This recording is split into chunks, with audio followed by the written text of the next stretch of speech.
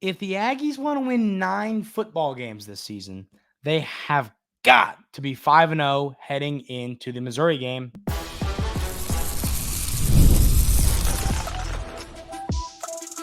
You are Locked On Aggies, your daily podcast on the Texas A&M Aggies, part of the Locked On Podcast Network, your team every day. Welcome on into Locked On Aggies. I'm your host, Andrew Stefaniak. Thanks for making Locked On Aggies your first listen every single day. Today's episode is brought to you by our friends over at FanDuel. Make every moment more. Right now, new customers get $150 in bonus bets guaranteed. That's $150 win or lose. Visit FanDuel.com/lockedon to get started. So, ladies and gentlemen, we've broken down the schedule a few times here on the show, but I want to go about it a different way today because I'm looking at this. You know, we've talked a lot about, okay, the games that y'all know how I like to break down this schedule. We've got the games that are the tough ones, the 4 home games. Then you've got the games that are a little bit frightening at Auburn, at Florida. We've done all that.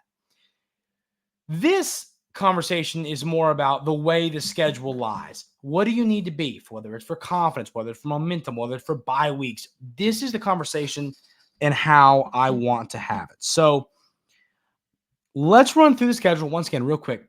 Run through it. Notre Dame at home, McNeese at home, at Florida, Bowling Green at home, Arkansas neutral site, Missouri at home, at Mississippi State after a bye week,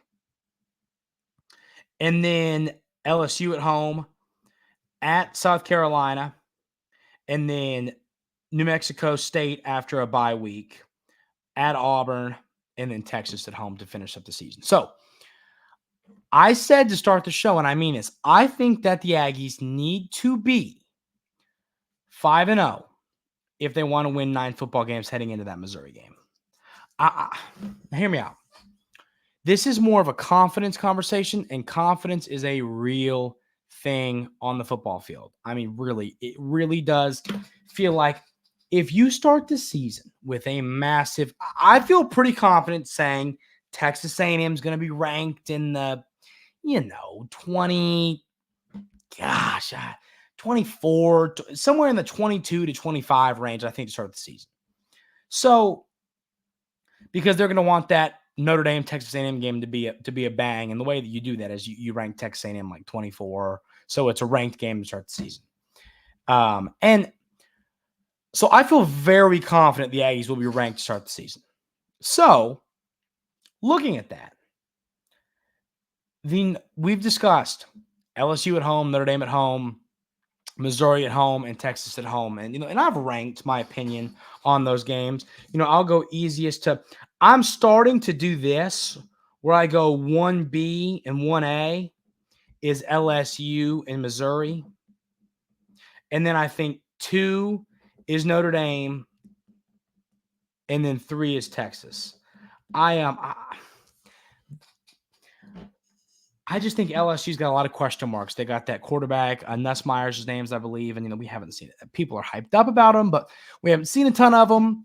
I believe he's going to be good, but we just don't know. So I think that probably, and I haven't seen blue chip ratio, it hasn't come out yet, but blue chip ratio wise, I do think you're going to see LSU be ranked higher than Missouri.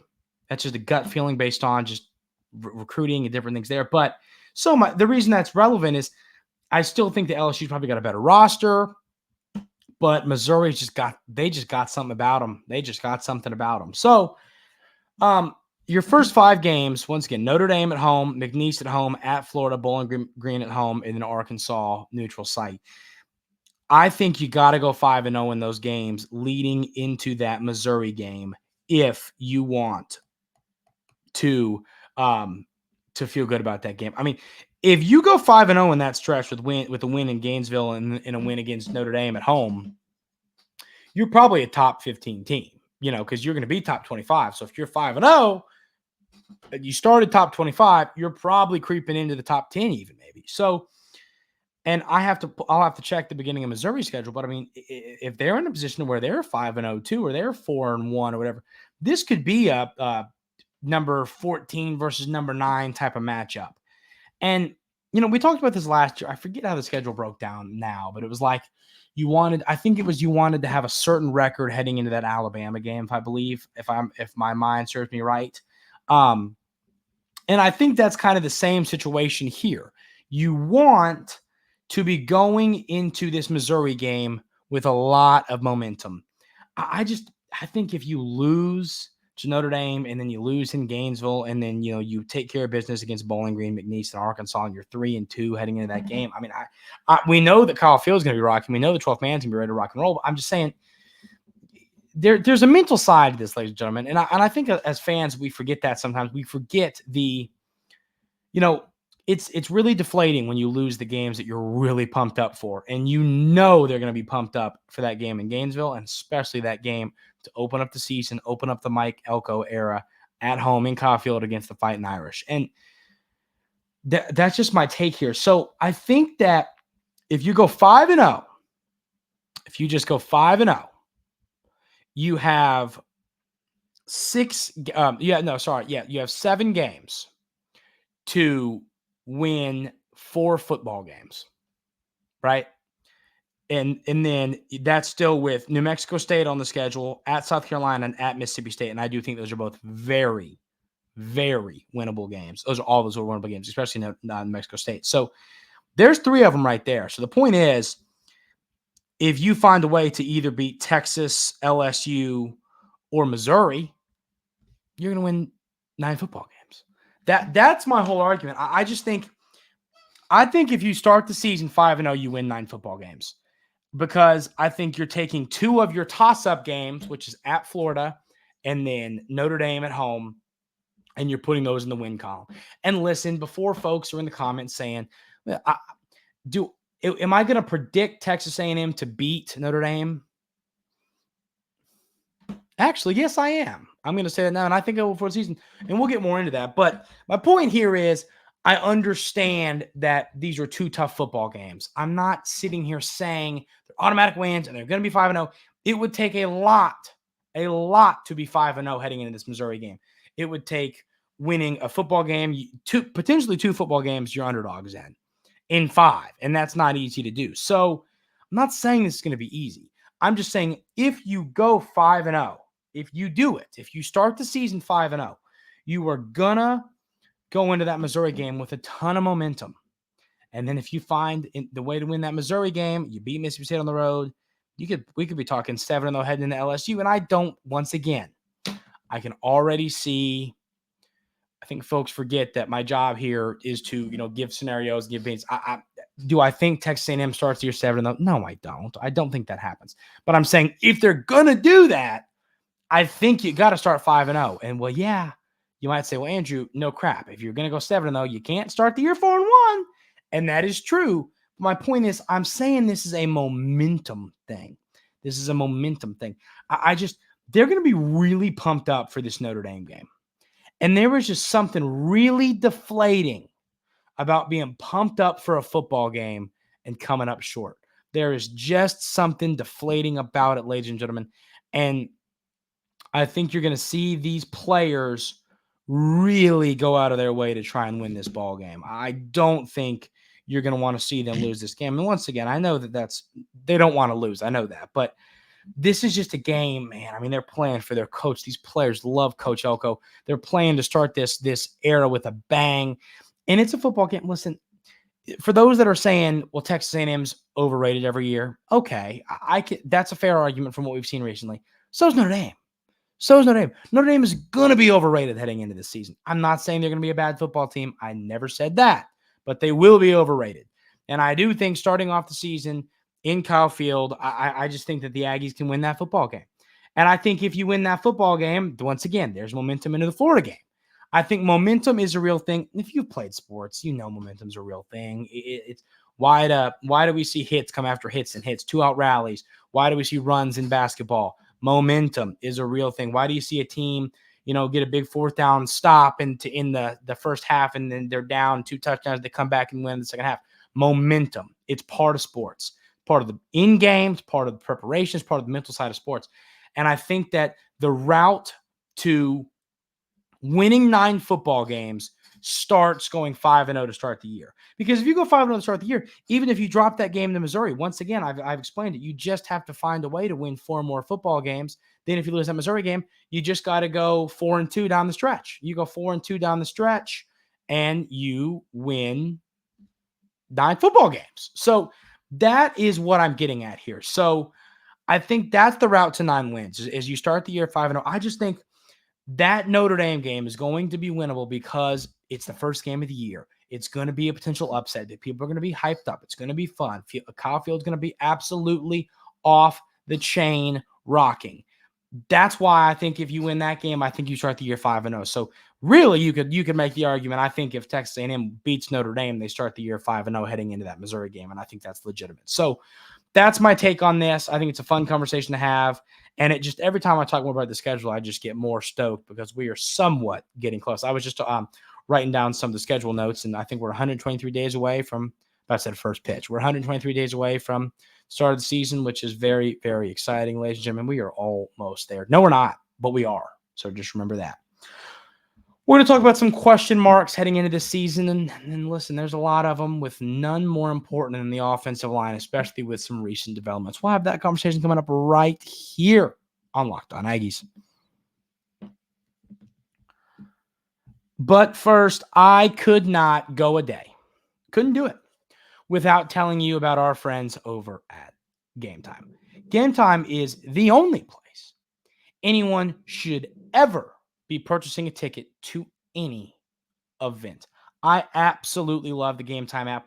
And once again, I mean, we talk about sponsors, we talk about things. I can sit here, I'll tell you this, Game Time is the best app for buying tickets. I will seriously never. I've got all my friends hooked on Game Time.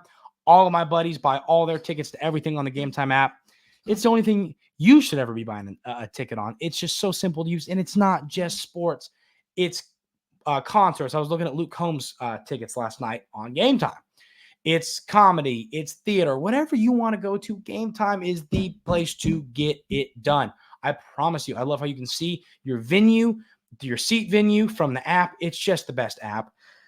Take the guesswork out of buying tickets with Game Time. Download the Game Time app, create an account, and use code LOCKEDONCollege for $20 off your first purchase. Terms apply. Again, create an account, redeem code LOCKEDONCOLLEGE for $20 off. Download the Game Time app today. Last minute tickets, lowest prices guaranteed. Also want to talk about our buddies over at FanDuel. It's playoff time in the NBA. That is right. Where am I heading? Right after I get done recording this, ladies and gentlemen, it is the Monday evening, and I'm going to head over to my buddy Bryce's house. We are going to watch the Lakers-Nuggets game. My buddy is a big Lakers fan. Don't give him any crap in the comments, even though he deserves it. And we're going to watch the ball game, and we're going to put a little wager down on FanDuel. I don't know how I'm feeling. I think the Lakers are going to win, and I'm going to say that. And then once again, y'all will be watching this the morning of the 30th, so please feel free to make fun of me in the comments if that doesn't happen. But where am I going to be doing all this? Over on FanDuel. Baseball is now in full swing, and FanDuel is your place to bet on every game. Right now, new customers get $150 in bonus bets guaranteed. That's $150, win or lose. Bet on everything from slap shots to home runs to slam dunks, all on an app that is safe, secure, and easy to use. What are you waiting for? Visit FanDuel.com/lockedon and make your first bet an automatic win. FanDuel, America's #1 sportsbook.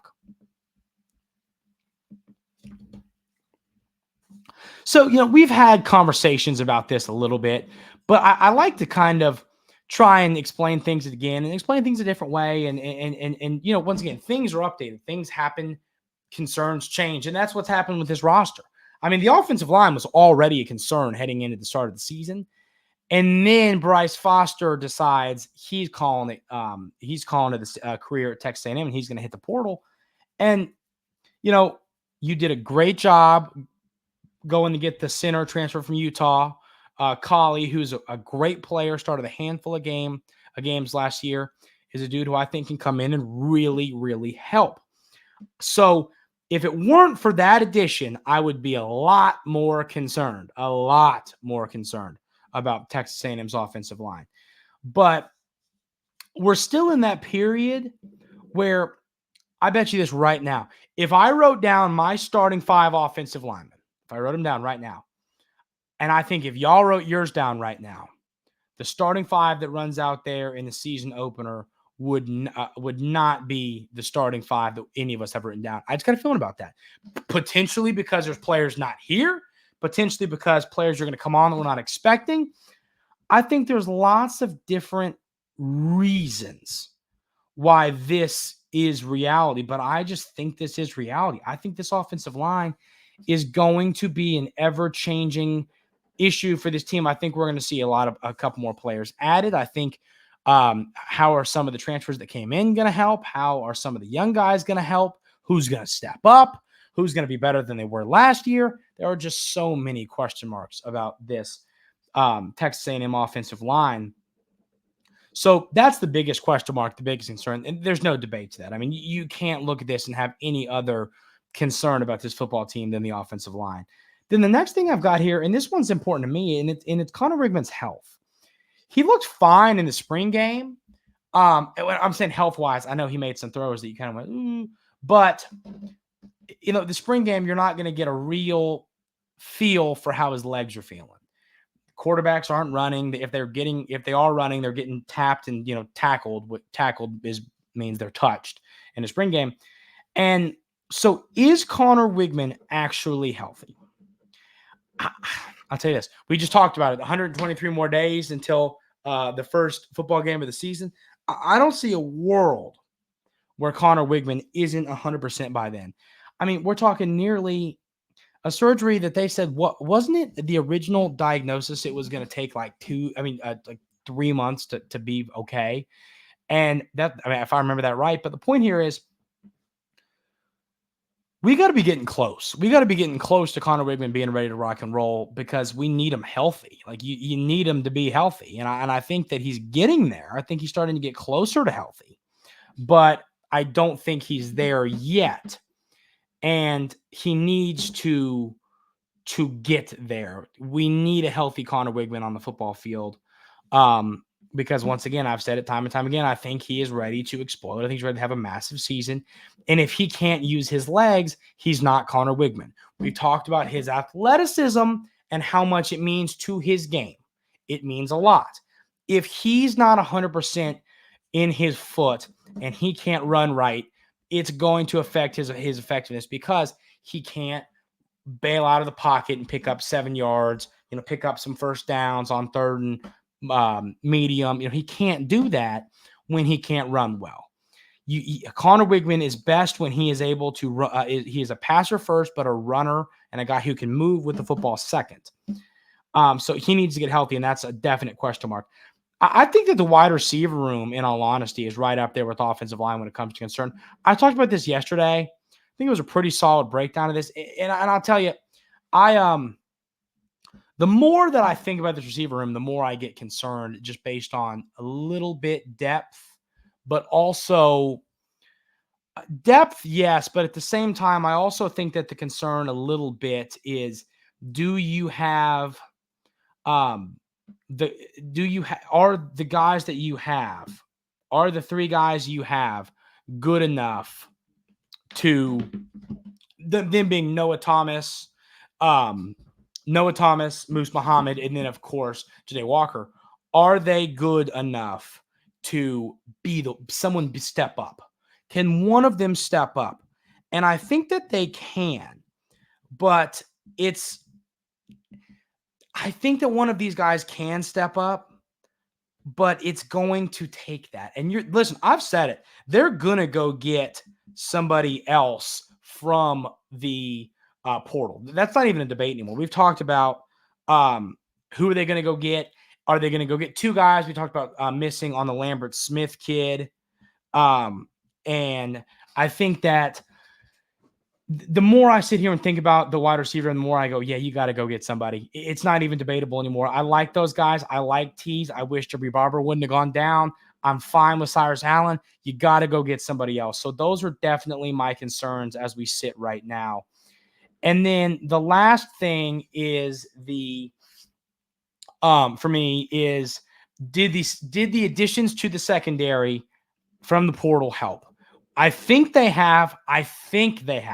But what we don't want to see, there was a lot of secondary additions last year from the portal. What we don't want to see is these guys that we think are going to be really good not end up being really good. If that were to happen, it would put a real damper on opinions for the season. So I really want to see this secondary. That's a concern for me is, are these guys good?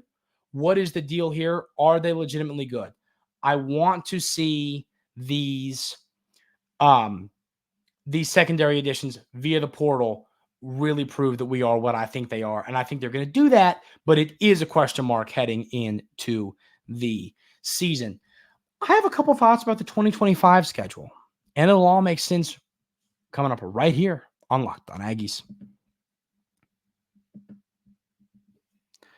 But first, I got to tell you about our friends over at Monopoly Go.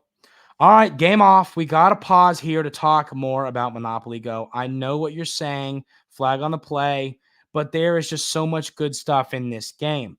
In Monopoly Go, you can team up with friends for timed tournaments where you work together to build up each other's boards. The more you win together, the more awesome prizes you unlock, and there's so much to get. Unique stickers can trade with friend to complete albums for big prizes. Cool new playing pieces to travel with the boards, hilarious emojis for taunting friends when you smash their buildings or heist their vaults. Plus, Monopoly Go feels new and exciting every day with constantly changing tournaments and challenges. A ton include their own unique mini games like digging for treasure or a robot machine, and there's always new timed events that help you win big, like massive multipliers for everything you win or rent frenzies. Listen, ladies and gentlemen, I was never a big phone video game guy. And then when I found out we were going to be buddies with Monopoly Go, I said, listen, I'm going to give Monopoly Go. We're going to make this happen. I love the app. Everything that they're saying here, it's true. It's fun to use. I've got my buddies hooked on it. My roommates and I play it all the time.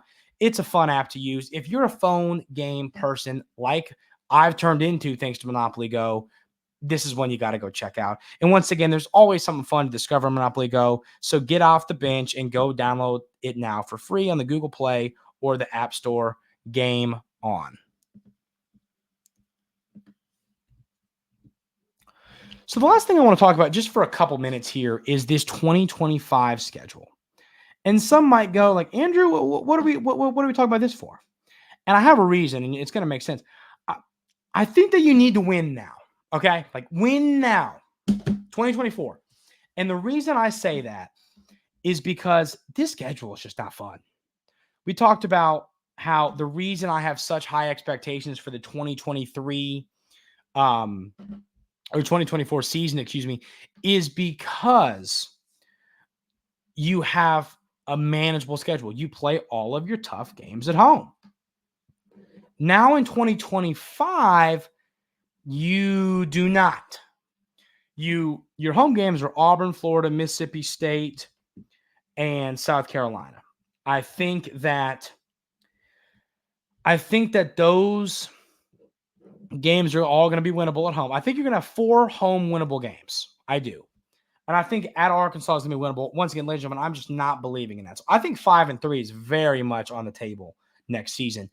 But having to play Notre Dame on the road, LSU on the road, Arkansas, of course, Missouri and Texas is not an ideal schedule. That is not a schedule I want to play on the road. I mean, I think Missouri, they're continuing to recruit well. I think they're going to be hitting their stride at that point. Now, you could also argue, hey, listen, Texas A&M's going to be hitting their stride too, and that very well could be the case. I'm not saying that's not going to be the case. But there still are some moving pieces there. What's going to happen? It doesn't – Rome wasn't built in a day. Coach Elko can't build a program in a day. I've got my buddy that does the Locked On Auburn, Zach Blackerby. He'll come on the show when we preview the show, and him and I, we'll call and talk about our teams. And sometimes he'll tell me about how Auburn and the goal for Hugh Freeze is year 3, and I'm like, listen, I mean that could be. I hate that right now it feels like the goal for Texas A&M is year 1, but the schedule is so manageable. I don't think Auburn's schedule is quite like that. But point is, I mean, I think that if it goes bad this year and it goes bad next year, that's when folks are going to start to have conversations, and they're probably going to be a little bit premature, but they're going to have conversations. And that's why it's just win now.